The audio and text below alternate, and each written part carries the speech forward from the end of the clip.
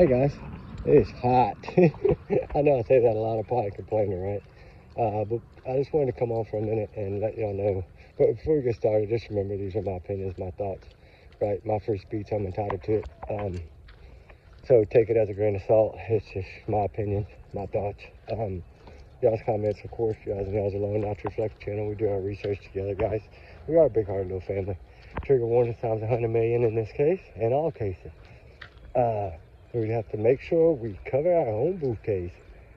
One thing I want to talk about is of course, Jack and Lily, with the dog scent and the things that they said. And did they set up their own alibis, right? Because it seemed like they never talked to the children, right? Remember we discussed that a week ago, how they weren't talking to their children, like most parents. Michael Monkey Vaughn's parents of this nature, Gabby Petito, they don't give up that hope, right? It's the past tense words they used, all these things they did just made it look like they were already mourning the loss of their own children. And the timeline, what I'm getting now by dispatch, it's not adding up to me. And I don't know if there's a confusion or what, but 0800 is 8 o'clock in the morning. That's when dispatch received the call, according to one of the lead guys. It's 0800. That means 8 o'clock in the morning. Okay, but that's when they told law enforcement that they couldn't find the kids. 8 o'clock in the morning. So what's up with the 8:30 and then not call until 10 a.m. or 9:40 a.m.? Right? What's up with him driving before law enforcement, right? Like Katie Proudfoot did. They left before law enforcement. Then another thing that really bugs me is one of the rescue guys I spoke to, I think it was Mike maybe, but he told me that Daniel, the stepfather, which I don't even know if they're married, but I'm not going to get into that part of it, but that he was told when he got back, because he was gone when they got there first, and then they told him, stay out of the woods, let the searchers do the searching, because they had drones and everything, and they were trying to detect movement and things of this nature, body heat, all these kinds of things, right? So they didn't want anybody, they didn't know where they were in the woods. But this guy, Daniel, proceeds to then say another guy gave him permission, which didn't happen because this other magic mystery guy has never came forward. But anyway, he jumped the fence and ran through the woods, right? Okay, you got to remember, there was a hurricane back in 2022 that devastated that forest there. Trees down everywhere. Remember on the first video I did, day one, what did I say? That stuff is so thick, y'all can't imagine. I've never even been in something that thick, guys.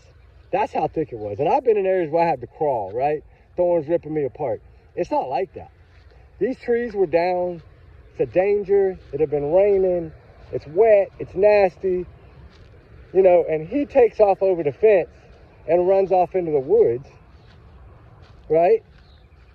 And then it's just like, I'm learning now about this lie detector thing, right? They held him to it, but they weren't going to do that, right? Early. I think he really dug his own hole in a way, because you got to remember, law enforcement looks at things differently. Some detectives, because we know the main crime investigation team stepped in. They don't step in just a missing kid's case that might have wandered off in the woods, but the panic. Remember how we always said Katie had a panic in a minute or 3 minutes? They had their panic in 20 minutes. Right? Okay, but the timelines are not adding up. But I'm just going by some of the things that Daniel said. Right, because we know he used past tense on loved, right? They love this, they love flowers, they love dinosaurs, whatever, right? And that may be just something that just happened, but to me, in any missing kids case, only time we've really seen past tense used in these big profile cases was Summer Wells, Sebastian Rogers, and that's pretty much it. Oh, and Stephanie Darwood. That's about it, right? Well, Stephanie Darwin is right around the corner from them. Not far. She's on the Canadian border, remember, like 20 minutes away. So, we've heard all these things, why they weren't in school. They're saying 2 days. Bus drivers saying they're wrong. unless they had taken him to school and picked him up, I guess. I don't know the whole story behind this all, but the delay is what's getting me. And then the not knowing. Like, why did he run off in those woods? And why is he trying to tell the same story like he's reading it out of a book? Like he studied it for 3 days. It's the exact same speed, same pace, same words, word for word, same spill every time. Does he not want any contradiction? But that makes you look guilty automatically. Because, like I said before, missing parents, when their children, they're fumbling their words, they're shaking, they're shivering, they're crying. We didn't see any of that. Calm Collective, right? Calm Collective, this is our movie, this is our chance to shine. We just got to get through this first phase. That, to me, kind of like the prophets. It was all planning, right? Here we go, right? This is how they are. I'm sure they took a lot of notes from the prophets, it looks like, because a lot of the same things the mother was saying and the way she was saying them was the same way Katie said them, right? She's, saying, basically trying to tell us she's mourning already. Every mothers of missing children that have been missing for less than an hour are not freaking out like that when you live in a rural area where the kids play outside. But what gets me is, why did he leave and how long was he gone before law enforcement got there? If the 0800 is correct by dispatch, by the guy on the ground talking to Daniel and the mom, they gave him a time of 8 o'clock in the morning. Why did that change? And then they gave a time of what? 9:30, 20 minutes before they call the cops in 20 minutes, so 9:20? Well, what about 8:30? Because the grandma's saying 8:30. They couldn't find the kids. They're saying at 8:30 all they did was hear the kids and then they fell back asleep. But it's all these times are not matching. Like, they didn't talk to each other amongst each other, it's looking like. And then why did they search under that house? That is scary and chilling, that they would search under that house like that. And then confiscate Daniel's phone. He's getting everything he asked for, the dude is getting right now, right? Like, once they take your phone, remember when they took Stephen Stern's phone, right? I mean, confiscate your phone. They didn't just, let me see your phone for a minute. Daniel's phone is gone. The Special Crimes Unit has Daniel's phone. They confiscated his phone. That is not good. Right after they searched the home, for the second time, with all these crime unit people searching this home, searching under the home, and then bang, give me your phone, we're confiscating it. So that means they had a warrant for that phone. They didn't just take it by him saying, take my phone. So then everything that he was saying, hey, I give him my phone, my bank records, all this stuff, which that's all red flags, because that's like you're trying to build your innocence before it even a couple hours into the search. But what I said doesn't make sense. Is you're telling me your kids walked off of that house and in 20 minutes, all it was 20 minutes before you noticed, 20 minutes in that thick ass brush, them kids didn't get very far. Not even a quarter of a mile probably in 20 minutes, guys.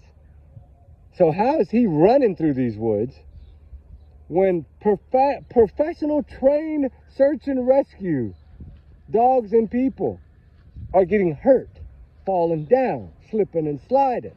And this is the area that they train in. And you're telling me that this dude just ran through the woods like Batman and flew through the water like Superman and come out the other side like Spider-Man? Hopping the fence and all? Come on, man. Something ain't right. Where did he go in that woods and what did he forget? That's what I want to know. Because evidently, he didn't go anywhere where the searchers were. So, I'm hoping drone footage. I heard through the grapevine that drone footage caught this dude. Like, I don't know what is going to come out yet, but supposedly a lot of this new information that's coming out and a lot of this new search that's coming out might have had something to do with the drone footage of Superman, Batman, and Robin running off in the woods. Now, I don't know. I don't know. If they can prove that pink blanket is Lily's blanket, because we know everything she wears is pink. Look at the photos. All her photos, something pink. Either pink bunny ears, a pink shirt, pink pants with hearts on, whatever it may be. This child loved pink. And you're telling me that out in a rural area like that where there's nobody, that the neighbor didn't even know you had kids, Your kids are actually, according to one of the counselors and another teacher and another family member, your kids are not that verbal when you're saying they're going to talk your ear off. That's just her trying to get an Amber Alert. She fought for an Amber Alert because she thought it would take the pressure off. But I don't believe, if there would believe me, if there was an Amber Alert needed as quick as these law enforcement was on the ground searching, if they felt that an Amber Alert was necessary, believe me, they would have put it out. But that's telling us that finger pointing going the other way. And when they confiscate the phone, and you got mom over here not talking, secretly, mom and Daniel ain't even broke up. It's all a lie. They still mad in love, but they try to separate from the heat. Because if they thought if they stayed together, it would be worse. Now, I don't know if that's true. It's probably not, because I think CPS involved. But that would debunk that story. But no, that doesn't debunk that they're not still together. I mean, they could still be together. But, I mean, I just don't know why all of a sudden you would just break up with someone when your children go missing that he's helped you raise. That makes no sense. I don't see a mom doing that. That mom would have been only worried about those missing children, not about leaving her husband or boyfriend or partner, whatever she calls him. The last thing on her mind would have been leaving this dude or breaking up with this dude and blocking him if her children were really missing. The frantic, she'd have been at the edge of those woods screaming and yelling. Evidently, according to the neighbor that's not very far away, there was no shouting going on by Daniel or her. There was no shouting going on that morning, period. So, and then they try to throw in this black car. Leave that poor dude alone. He wasn't even on that road. I mean, come on. I don't know. I guess it'll all come out eventually, but they are side-eyeing Daniel big time, which means if they're side-eyeing him, they've already locked eyes on the mama. That's how I look at it. But she fled, right? Regardless. If it's not CPS and she fled on her own, then that's really a big red flag.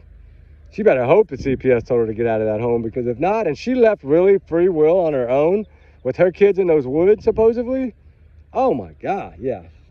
That's another form of neglect. But they are neglected parents. They leave the doors unlocked. They leave. I mean, you got a 16-month-old in the house and 2 children with autism that haven't been properly diagnosed or got to go to the doctor correctly, which is sad and heartbreaking as it is. And you neglected these children. Because right now, really, what we know is nothing, to be honest. We just know that these kids haven't been seen since, what, the 28th or 29th of April. Although they're reported missing on the 2nd of May. They ain't been to school. They ain't done none of that. She supposedly had a cough and a cold. And why wasn't that talked about? Lily's sick. She needs to take her medicine. We need to get her home. Why none of that? Why not mourning before you even really showed panic? Because she never showed us panic. She was too calm. She said she was in panic, but we didn't see the panic. And they're wondering why everybody's judging them. Well, it's judging you by your actions. You do not look like the mother of 2 missing children, especially not special needs children that need extra attention and extra love. You're the total opposite. You're another Katie Proudfoot. That's what you are. And it's sad, but she is another Katie Proudfoot, and he's another Christopher Proudfoot. That's why I said maybe this case will shed some light on Sebastian, because those dogs, at least in this case, got us sent to the road where the bus stop is, where the school bus comes and goes every day. They got their scent there, but that's the only place they got their scent. So what is that? That's alarming. There's no scent of these kids in the backyard. You're saying they went out the sliding door. That means they had to go in that backyard, and they're not there. Reminds me a lot of the front door in the Sebastian Rogers case, with the camera pointing right at it, right? It reminds me a lot of that. It's the same story. Like I said in the beginning, it is the same story. And we're going to talk about it tonight. We're going to break it all down. We're going to compare it to Sebastian Rogers and the Summer Wells. And we're going to do a good little video about, and kind of give an idea and give our opinions of what we think, how all 3 of these cases might go in the same order. Might actually be the same case, really. Just one of them involves 2 children, the other ones involve 1. But there's only 3 special needs children in this out of these 4. At least we don't know if Summer Wells, I don't think Summer Wells was special needs, but I mean, I don't know if she was ever tested or anything, but I don't think she had autism or anything like that. But we know, when I heard that they were more nonverbal than they are verbal, and then you listen to the mom saying, they'll talk your ear off, they'll talk your head off, they'll talk to you all.